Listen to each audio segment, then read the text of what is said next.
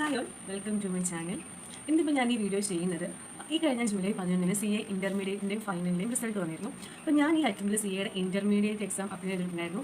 അപ്പോൾ എനിക്ക് ഫസ്റ്റ് അറ്റംപ്റ്റിൽ തന്നെ ബോത്ത് ഗ്രൂപ്പ് ക്ലിയർ ചെയ്യാനായിട്ട് സാധിച്ചു. അപ്പോൾ ക്ലിയർ ആവാണ്ട് പോയ അല്ലെങ്കിൽ ഏതെങ്കിലും ഒരു പേപ്പർ മാത്രം ഫെയിലായി അങ്ങനെ ആ ഗ്രൂപ്പ് ഫെയിലായവർ അല്ലെങ്കിൽ ഒരു ഗ്രൂപ്പ് കിട്ടിയില്ല, അഗ്രിഗേറ്റ് തികഞ്ഞില്ല, അങ്ങനെയൊക്കെ വന്ന് ഫെയിലായവരുണ്ടെങ്കിലും അവർക്ക് അടുത്ത അറ്റംപ്റ്റിലേക്ക് അവർ കിടക്കുമ്പോൾ അവർക്ക് എന്തെല്ലാം ടിപ്സ് യൂസ് ചെയ്യാം, എനിക്ക് യൂസ്ഫുൾ ആയിട്ടുള്ള, ഞാൻ അത് യൂസ് ചെയ്ത് സക്സസ് ആയിട്ടുള്ള ടിപ്സ് മാത്രമാണ് ഞാൻ പറഞ്ഞു തരുന്നത്. ഈ ഒരു കേസിൽ നിങ്ങൾ ചൂസ് ചെയ്യുന്നത് ഏറ്റവും ബെസ്റ്റ് ആയിട്ടുള്ള ഒരു ഫാക്കൽറ്റിയുടെ ക്ലാസ് ആയിരിക്കണം. അതിനുശേഷമായിരിക്കും നമ്മൾ എന്തൊക്കെ ടിപ്സാണ് യൂസ് ചെയ്യുന്നത് എന്നുള്ളൊരു കാര്യം കടന്നു വരുന്നത്. ഇനി സബ്ജക്ട്സിൻ്റെ കേസിലേക്ക് വരാം. സബ്ജക്ട്സ് നമുക്ക് 6 എണ്ണമാണ് ടോട്ടലി ഉള്ളത്. 6ഉം ഇമ്പോർട്ടൻ്റ് ആണ്. ഒരെണ്ണം കുറച്ച് പഠിക്കുക, ഒരെണ്ണം കൂടുതൽ പഠിക്കുക, അങ്ങനെയൊന്നുമില്ല. കാരണം നമുക്ക് എല്ലാ പേപ്പറും പാസ് ആവാനായിട്ട് 40 മാർക്ക് വേണം.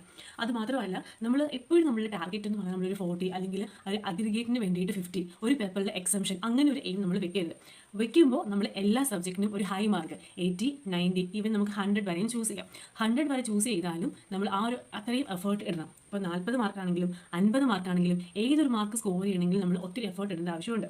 അപ്പോൾ ഒരു പ്രോബ്ലം പേപ്പർ ആണെങ്കിൽ ഞാൻ എപ്പോഴും ചൂസ് ചെയ്യുക, നിങ്ങൾ പ്രോബ്ലംസ് 3-4 എണ്ണമൊക്കെ ചെയ്ത് നോക്കുക. എപ്പോഴും പഠിക്കാൻ എടുക്കുമ്പം ആദ്യം ഒരു ചെറിയ ക്വസ്റ്റ്യൻ ചെയ്ത് നോക്കുക, പിന്നെ വലുതിലേക്ക് പോവുക. അല്ലാതെ എപ്പോഴും ചെറിയ ചെറിയ ക്വസ്റ്റ്യൻസ് മാത്രം സോൾവ് ചെയ്ത് പോകരുത്.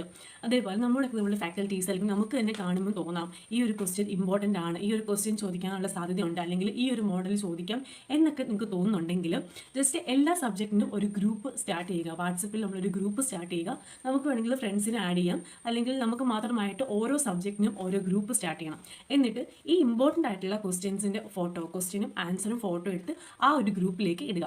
ഇത് എന്തിനാണെന്ന് വെച്ചാൽ നമ്മൾ ആ ഒരു എക്സാമിന് തലേന്നുള്ളൊരു ദിവസമുണ്ട്, ആ ഒരു 1 ഡേ അല്ലെങ്കിൽ ആ നൈറ്റ്, എക്സാമിൻ്റെ അന്ന് മോർണിംഗ് ഉച്ച വരെയുള്ള സമയങ്ങളിൽ നമ്മൾ എന്ത് പഠിക്കണം എന്നുള്ള നമ്മൾ ഭയങ്കര കൺഫ്യൂഷൻ ആയിരിക്കും.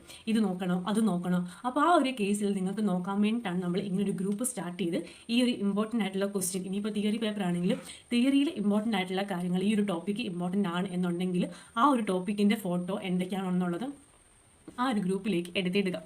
അതേപോലെ നമുക്കിപ്പം അക്കൗണ്ടിങ്ങിലാണെങ്കിൽ AS പഠിക്കാനുണ്ട്, ഓഡിറ്റിങ്ങിൽ നമുക്ക് SA സ്റ്റാൻഡേർഡ്സ് ഓഫ് ഓഡിറ്റിംഗ് പഠിക്കാനുണ്ട്. അതേപോലെ ലോയിലേക്കാണെങ്കിലും ചില ഇമ്പോർട്ടൻ്റ് ആയിട്ടുള്ള സെക്ഷൻസ്, അതേപോലെ SM-ലും പല ടോപ്പിക്സ് ഉണ്ട്, പല ടോപ്പിക്സ് ആയിട്ടാണ്. അപ്പം ഇതൊക്കെ പഠിക്കാൻ പാടായിട്ട് തോന്നുന്നവരുണ്ടെങ്കിൽ നിങ്ങളൊരു കാര്യം ചെയ്യുക, നിങ്ങൾ ആ ഒരു SA അല്ലെങ്കിൽ AS പഠിക്കുക. എന്നിട്ട് അത് എന്താണ് എന്നുള്ളത് മലയാളത്തിൽ നിങ്ങൾ തന്നെ ഒരു വോയിസ് മെസ്സേജ് പോലെ ആ ഒരു ഗ്രൂപ്പിലേക്ക് ഇടുക. ഇടയ്ക്കിടയ്ക്ക് ഈ ഒരു വോയിസ് എടുത്ത് കേട്ടോണ്ടിരിക്കുക, നമ്മൾ വോയിസ് റെക്കോർഡ് ചെയ്തെടുക്കുക സാധാരണ നമ്മൾ ചെയ്യുന്ന പോലെ. അപ്പോൾ അങ്ങനെ ചെയ്തിട്ട് നിങ്ങൾ ഇടുമ്പോഴത്തേക്കും അതിൻ്റെ കൂടെ അതിൻ്റെ പേരായിട്ട് ഇത് ഏത് ടോപ്പിക്കാണ് എന്നുള്ള കാര്യം കൂടി ഇടണം. അപ്പോൾ നമുക്ക് കണ്ടുപിടിക്കാൻ എളുപ്പമുണ്ട്. ഇടയ്ക്കിടയ്ക്ക് ഇതെടുത്ത് വെച്ച് കേട്ടോണ്ടിരിക്കുക. നമ്മുടെ വോയിസിൽ നമ്മൾ തന്നെ നമ്മളോട് പറയുമ്പോഴത്തേക്കും നമുക്കത് ഒത്തിരി ഒരു കംഫോർട്ടാണ്, നമുക്ക് ഒത്തിരി പെട്ടെന്ന് മനസ്സിലാക്കി എടുക്കാനായിട്ട് പറ്റും. അപ്പോൾ അതിങ്ങനെ റിപ്പീറ്റ് ആയിട്ട് ഇടയ്ക്കിടയ്ക്ക് നമുക്ക് എഴുതാനോ വായിക്കാനോ പറ്റാത്തൊരു സമയമാണ്, നമ്മൾ ബസ്സിൽ പോവുകയാണ്, അങ്ങനെയൊക്കെയുള്ള സമയങ്ങളിൽ നമുക്ക് ഇതെടുത്ത് വെച്ച് കേട്ടോണ്ടിരിക്കാം. ഇടയ്ക്കിടയ്ക്ക് നമ്മളിങ്ങനെ റിപ്പീറ്റ് ആയിട്ട് കേട്ടോണ്ടിരിക്കുമ്പോഴത്തേക്കും നമുക്കത് പരീക്ഷയ്ക്ക് ഇരിക്കുമ്പോഴാണെങ്കിലും അല്ലാത്ത സമയത്തൊക്കെ നമുക്ക് ഇടയ്ക്കിടയ്ക്ക് ആ ഒരു വേർഡ്സ് നമുക്ക് ഓർമ്മ വരും. ഇൻ കേസ് നമ്മൾ പ്രോബ്ലം ചെയ്യുമ്പോഴത്തേക്കും നമുക്കൊരു മിസ്റ്റേക്ക് വന്നു, അല്ലെങ്കിൽ തിയറിയിൽ നമ്മൾ പഠിക്കുന്ന സമയത്ത് നമ്മൾ ആദ്യമേ പഠിച്ചത് തെറ്റായിട്ടുള്ളൊരു കാര്യമാണ്, പിന്നെ എപ്പോൾ പഠിച്ചാലും നമുക്ക് ആ ഒരു കാര്യമാണ് മനസ്സിലേക്ക് വരുന്നത് എന്നുണ്ടെങ്കിലും നിങ്ങൾ ആ ഒരു വോയിസ് മെസ്സേജിൽ ഇതും പറയുക, ഞാൻ എപ്പോഴും ഈ ഒരു തെറ്റ് ആവർത്തിക്കുന്നു, ഇതല്ല ശരി, ഇതാണ് ശരി എന്നുള്ള കാര്യങ്ങൾ കൂടെ നിങ്ങൾ ആ വോയിസ് മെസ്സേജിൽ ഇൻക്ലൂഡ് ചെയ്യുക. അപ്പോൾ നമ്മുടെ മനസ്സിൽ പിന്നെയും വരും, ഞാൻ ഇതാണ് ചെയ്തുകൊണ്ടിരുന്നത്, ഇത് തെറ്റാണ്, ഇതാണ് ശരി എന്നുള്ള കാര്യങ്ങൾ നിങ്ങളുടെ മനസ്സിലേക്ക് ഇടയ്ക്കിടയ്ക്ക് വരും. ഇതാണ് ഇമ്പോർട്ടൻ്റ് ആയിട്ടുള്ളൊരു കാര്യം. അതേപോലെ തിയറി പേപ്പേഴ്സ് ആണെങ്കിലും കൂടുതലും മനസ്സിലാക്കി പഠിക്കുക. നമ്മുടെ ഓഡിറ്റിംഗ് എന്ന സബ്ജക്റ്റാണ് എല്ലാവർക്കും ഒരു ടഫായിട്ട് തോന്നാനുള്ള സാധ്യത. ഓഡിറ്റിങ്ങും ചിലർക്ക് SM ഒക്കെ വരും. അപ്പോൾ ഓഡിറ്റിങ്ങിൽ എനിക്ക് എക്സംഷൻ ഉണ്ടായിരുന്നു, 63 മാർക്സ് ആയിരുന്നു എനിക്ക്.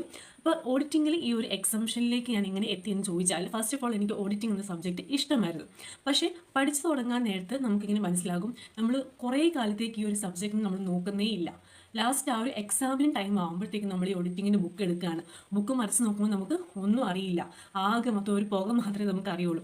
ആ ഒരു സ്റ്റേജിലേക്ക് ഒരിക്കലും നമ്മൾ വരരുത്.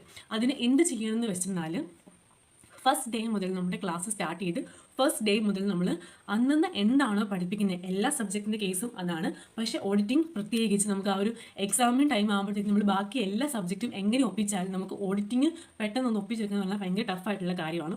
അതുകൊണ്ട് അന്നെന്നുള്ള ടോപ്പിക്സ് അന്നന്ന് തന്നെ കവർ ചെയ്ത് പോകാനായിട്ട് നോക്കുക. നമ്മുടെ പ്രോബ്ലം പേപ്പേഴ്സ് ഒക്കെ ആണെങ്കിൽ നമ്മുടെ ബുക്കിൻ്റെ ബാക്കിലുള്ള പ്രാക്ടിക്കൽ ക്വസ്റ്റ്യൻസ് കൂടുതലായിട്ട് ചെയ്ത് നോക്കുക.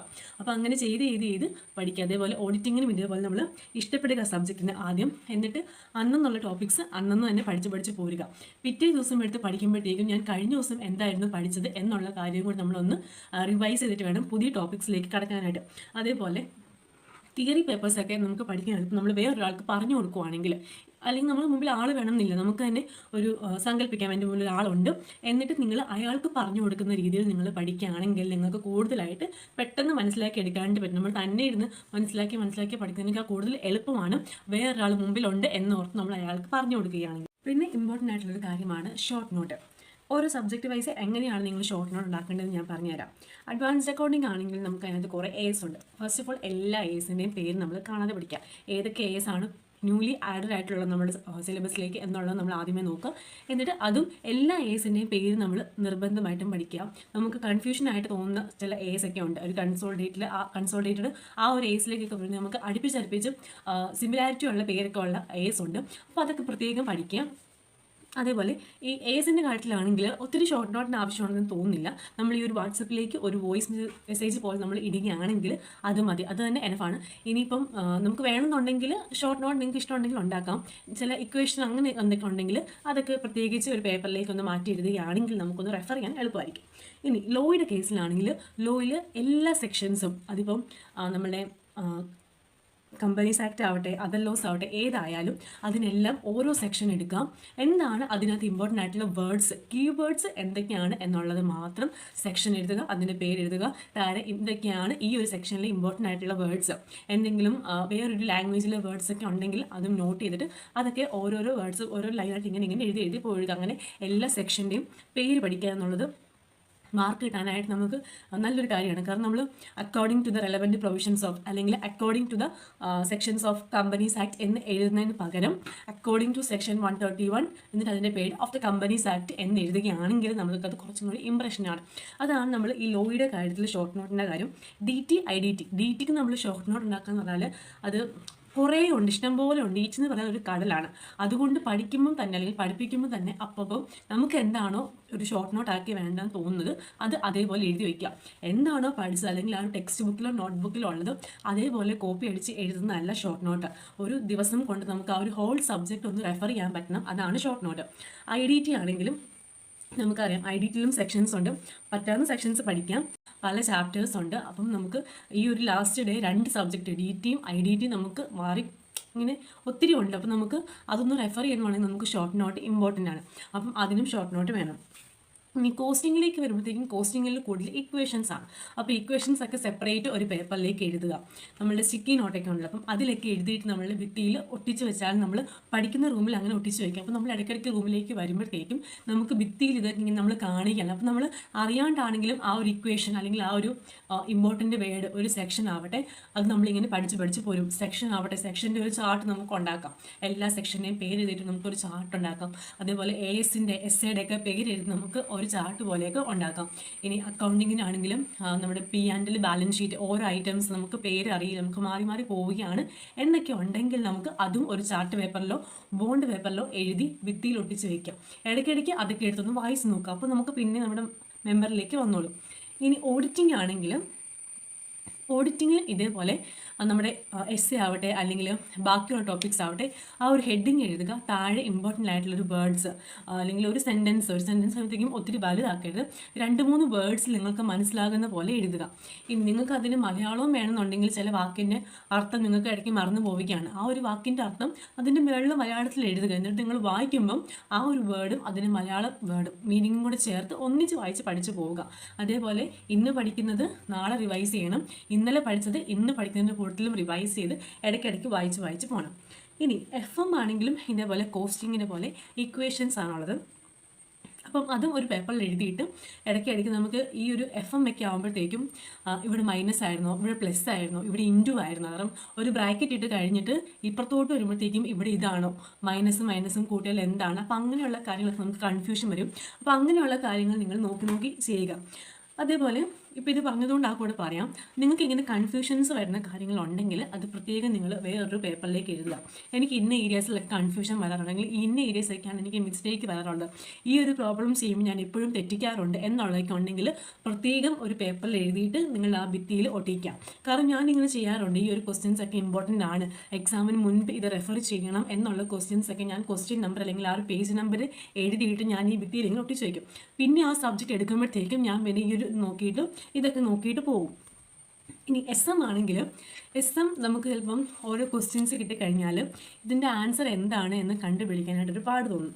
ഞാൻ എസ് എം ഒത്തിരി പഠിച്ചിരുന്നു, കുറേ വായിച്ച് പഠിച്ചിട്ടാണ് ഞാൻ എസ് എം പോയത്.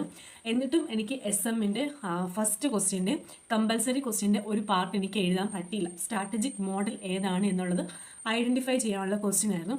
പക്ഷേ എനിക്കതിൻ്റെ ആൻസർ എഴുതാൻ പറ്റിയില്ല. കാരണം എനിക്ക് അറിയില്ല, എനിക്കതിൻ്റെ പേര് പോലും എനിക്ക് ഓർമ്മയില്ല. കാരണം കുറേ പഠിച്ചു, ബാക്കിയുള്ളതും പഠിച്ചു, ബാക്കിയുള്ള ക്വസ്റ്റ്യൻസ് കുഴപ്പമില്ല. എന്നാലും ഈ ഒരു സ്ട്രാറ്റജിക് മോഡൽ എന്താണ് എന്നുള്ള പേര് എനിക്ക് കിട്ടിയതേ ഇല്ല. പിന്നെ ഞാൻ അതവിടെ വിട്ടു. എന്നിട്ട് ബാക്കിയുള്ള ക്വസ്റ്റ്യൻസിന് ആൻസർ ചെയ്തിട്ട് പോന്നു. അപ്പം എസ് എമ്മിനാണെങ്കിൽ നമുക്ക് ഷോർട്ട് നോട്ട് വേണം. കാര്യങ്ങൾ മലയാളത്തിൽ ഇംഗ്ലീഷും മലയാളവും കൂടി ചേർത്ത് നമ്മൾ പഠിക്കുക. ഫുള്ളായിട്ട് അങ്ങനെ ഇംഗ്ലീഷിൽ കാണാതെ പഠിക്കുന്ന പഠിക്കരുത്. ഓരോന്നും മനസ്സിലാക്കി നമുക്ക് കമ്പയർ ചെയ്യാൻ പറ്റുന്നതാണെങ്കിൽ കമ്പയർ ചെയ്ത് പഠിക്കുക. പിന്നെ നമുക്ക് ഇത്തവണ തൊട്ട്, അതായത് ഈ മെയ് തൊട്ട് നമുക്ക് എന്തുണ്ട്, MCQs ഉണ്ട്. നല്ലതാണെന്ന് ചോദിച്ചാൽ നല്ലതാണ്. കാരണം നമുക്ക് നമ്മളുടെ ബാക്കിയുള്ള ക്വസ്റ്റ്യൻസ് ചെയ്യാനാണ് നമുക്ക് കുറച്ചും കൂടെ ടൈം കിട്ടും. പക്ഷേ MCQ കൺഫ്യൂസിങ് ആണെങ്കിൽ നമ്മൾ പെട്ടു. അതുകൊണ്ട് തന്നെ ഞാൻ ചെയ്തെന്താണെന്ന് വെച്ചാൽ MCQ ക്വസ്റ്റ്യൻ പേപ്പർ ആദ്യമേ എടുത്ത് നോക്കാറില്ലായിരുന്നു. ആദ്യത്തെ ഒരു 1-2 എക്സാം വരെ ഞാനത് നോക്കാറില്ലായിരുന്നു. പക്ഷേ പിന്നീട് എനിക്ക് തോന്നി നമ്മൾ നമുക്ക് ബാക്കിയുള്ള 70 മാർക്കിനുള്ള ക്വസ്റ്റ്യൻസിൻ്റെ ആൻസറിലേക്ക് നമ്മൾ എത്തിക്കാനായിട്ട് എന്തെങ്കിലും ഒരു ഹിൻഡ് നമ്മളുടെ MCQയിലെ ക്വസ്റ്റ്യൻസിലോ ആൻസേഴ്സിലോ ഉണ്ടെങ്കിലോ. കാരണം എനിക്ക് അങ്ങനെ ഒരു എക്സാമിന് ഒരു ആൻസർ അതിൽ നിന്ന് കിട്ടി. അതുകൊണ്ടാണ് ഞാൻ പറഞ്ഞത്, ഞാൻ ആദ്യത്തെ എക്സാമിനൊന്നും MCQവിൻ്റെ ക്വസ്റ്റ്യൻ പേപ്പേഴ്സ് ആദ്യം എടുത്ത് വായിച്ചില്ല. 4 മണി അല്ലെങ്കിൽ ഒരു 3:45 ആയി ബാക്കിയുള്ളത് എഴുതി കഴിഞ്ഞതിന് ശേഷം ആണ് ഞാൻ ഈ MCQ ക്വസ്റ്റ്യൻ പേപ്പർ പൊട്ടിക്കുക, എന്നിട്ട് എടുത്ത് വായിച്ച് നോക്കുക. അങ്ങനെയായിരുന്നു. പക്ഷേ ഒരു എക്സാമിലാണ് എനിക്കിങ്ങനെ തോന്നിയത്, നമ്മുടെ ഈ ഒരു ആൻസറിലേക്ക് നമുക്ക് എത്തിക്കാനായിട്ട് എന്തെങ്കിലും ഒരു ഹിൻഡ് ആ ഒരു MCQ പേപ്പറിൽ ഉണ്ടെങ്കിലോ എന്ന് തോന്നിയിട്ട് നോക്കി. അങ്ങനെ എനിക്കൊരു ആൻസർ അതിൽ നിന്ന് കിട്ടി. അതിനുശേഷം ബാക്കിയുള്ള എക്സാംസിന് ഞാൻ അങ്ങനെ ചെയ്തിട്ടുണ്ടായിരുന്നു. പക്ഷെ ഞാൻ അത് എല്ലാവർക്കും പറയില്ല, എല്ലാവരോടും ചെയ്യാൻ പറയില്ല. അതെന്താണെന്ന് വെച്ചാൽ ചിലപ്പം നിങ്ങൾക്ക് ആ ഒരു 70 മാർക്കിൻ്റെ ക്വസ്റ്റ്യൻസ് എളുപ്പമായിരിക്കും. MCQ ക്വസ്റ്റ്യൻ പേപ്പർ നിങ്ങൾ വായിക്കുമ്പോഴത്തേക്കും നിങ്ങൾക്ക് ഒന്നും അറിയില്ലായിരിക്കും. അപ്പോൾ ആ 70 മാർക്കിന് നിങ്ങൾ അറിയാവുന്ന വെച്ചിരുന്ന കാര്യങ്ങളൊക്കെ നിങ്ങൾ പയ്യെ ഇങ്ങനെ ഷൂന്ന് പോലെ നിങ്ങളതൊക്കെ ഇങ്ങനെ വിട്ട് പോകും. കാരണം MCQ നമുക്കൊന്നും അറിയില്ല. അതുകൊണ്ട് ആ ഒരു സ്റ്റേജിലേക്ക് നിങ്ങൾ പോകരുത്. ചിലപ്പം ഏതെങ്കിലും ഒന്ന് എളുപ്പമായിരിക്കും, ചിലപ്പോൾ 2 എളുപ്പമായിരിക്കാം. ആ ഒരു കാര്യം നിങ്ങളുടെ മൈൻഡിൽ ഉണ്ടായിരിക്കണം. ഞാൻ ജസ്റ്റ് ആ ഒരു ആൻസറിന് എന്തെങ്കിലും ഒരു ഹിൻറ്റോ അല്ലെങ്കിൽ അതിനോട് ബന്ധമുള്ള എന്തെങ്കിലും ഒന്ന് നമുക്ക് അതിൽ നിന്ന് കിട്ടിയാലോ എന്ന് കരുതിയിട്ടാണ് ഞാൻ ഇതെടുത്ത് വായിച്ച് നോക്കാനായിട്ട് പറയുന്നത്. ജസ്റ്റ് ഒന്ന് വായിച്ച് നോക്കുക, പിന്നെ നമുക്ക് ബാക്കി ആൻസർ ചെയ്യുമ്പോഴത്തേക്കും നമുക്ക് കിട്ടിക്കോളും. ആൻസർ ചെയ്യാണ്ട് MCQs വിടരുത്. ഒരു ക്വസ്റ്റ്യൻസ് ആയിക്കോട്ടെ നിങ്ങൾക്ക് അറിയില്ലാത്തതായിരിക്കാം. നമ്മൾ 5 എണ്ണത്തിൽ നിന്ന് 4 എണ്ണം എഴുതാൻ പറഞ്ഞു, നമ്മുടെ 70 മാർക്കിൻ്റെ ക്വസ്റ്റ്യൻസ്.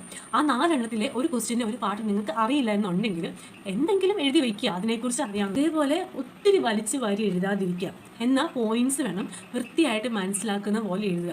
എക്സാമിന് സമയത്ത് നമുക്ക് ഉണ്ടാകുന്ന കുറേ ടെൻഷൻസ് കാര്യങ്ങളൊക്കെ ഉണ്ട്. അപ്പോൾ അതിനെക്കുറിച്ച് ഞാൻ വേറൊരു വീഡിയോയിൽ ഇടാം. ഇതിപ്പോൾ എന്തായാലും ഞാൻ ഈ പറഞ്ഞ ടിപ്സൊക്കെ നിങ്ങളൊന്ന് ഫോളോ ചെയ്ത് നോക്കാം. എന്തൊക്കെയാണ്, ഒരു വാട്സപ്പിൽ ഒരു ഗ്രൂപ്പ് ഉണ്ടാക്കുക, അതിലേക്ക് ഇടുക. അതേപോലെ ഒരാൾക്ക് പറഞ്ഞു കൊടുക്കുന്ന പോലെ നിങ്ങൾ പഠിക്കുക. ഷോർട്ട് നോട്ട് ഉണ്ടാക്കുക. ഇതേപോലെ സ്റ്റിക്കി നോട്ട് അല്ലെങ്കിൽ ചാർട്ട് പേപ്പറിൽ നിങ്ങളത് റെപ്രസെൻറ്റ് ചെയ്ത് ഇടുക. ഒരു പടം പോലെ നിങ്ങൾക്ക് വേണമെങ്കിൽ വരച്ചിടാം. പടന്ന് പറഞ്ഞപ്പോഴാണ് ഞാൻ ഓർഡർ, ഈ കോസ്റ്റിങ്ങിന് ചില പ്രോബ്ലംസ് ഒക്കെ ഉണ്ട്. A തൊട്ട് B വരെ ഇത്ര കിലോമീറ്റർ, B തൊട്ട് C വരെ ഇത്ര കിലോമീറ്റർ, അവിടുന്ന് ഒരു ലോറി പോയി. ഒരു ക്വസ്റ്റ്യൻ വായിക്കുമ്പോൾ നമ്മൾ ചുമ്മാ ഇങ്ങനെ വായിച്ച് പോകാതെ കോസ്റ്റിംഗ് ഒക്കെ ആണെങ്കിൽ ഒരു ബുക്കിലോട്ട് നിങ്ങൾ വരയ്ക്കുക, ഒരു ലൈൻ വരയ്ക്കുക. A തൊട്ട് B വരെ 50 കിലോമീറ്റർ, B തൊട്ട് C വരെ 60 കിലോമീറ്റർ, തിരിച്ച് ഇത്ര. ഒരു ലോറി ഇങ്ങനെ പോയി, ലോറിയുടെ പടം വരയ്ക്കുക. അങ്ങനെ നിങ്ങളിങ്ങനെ ഒരു പടം പോലെ വരച്ച് കണ്ട് ഇങ്ങനെ മനസ്സിലാക്കുകയാണെങ്കിൽ നമുക്ക് ഒറ്റ നോട്ടത്തിലും അതിൽ നമുക്കൊരു ഒത്തിരി കാര്യങ്ങൾ മനസ്സിലാക്കി എടുക്കാനായിട്ട് പറ്റും. നമ്മൾ ഈ വായിച്ചെടുക്കുന്നതിനേക്കാളും എളുപ്പമുണ്ട്. അപ്പോൾ നിങ്ങൾ ഈ ഒരു ടിപ്സൊക്കെ ഫോളോ ചെയ്യുക. ഞാനിപ്പോൾ ഈ പറഞ്ഞത് എല്ലാവർക്കും അടുത്ത നിങ്ങൾ എഴുതാൻ പോകുന്ന അറ്റംപ്റ്റ് ഏതാണോ ആ അറ്റംപ്റ്റിൽ നിങ്ങൾക്ക് നല്ലൊരു റിസൾട്ട്, നിങ്ങൾ ആഗ്രഹിച്ചതിലും കൂടുതൽ നല്ലൊരു മാർക്കും റിസൾട്ടും കിട്ടട്ടെ ഞാൻ ആശംസിക്കുന്നു. നമുക്ക് അടുത്തൊരു വീഡിയോ ആയിട്ട് കാണാം.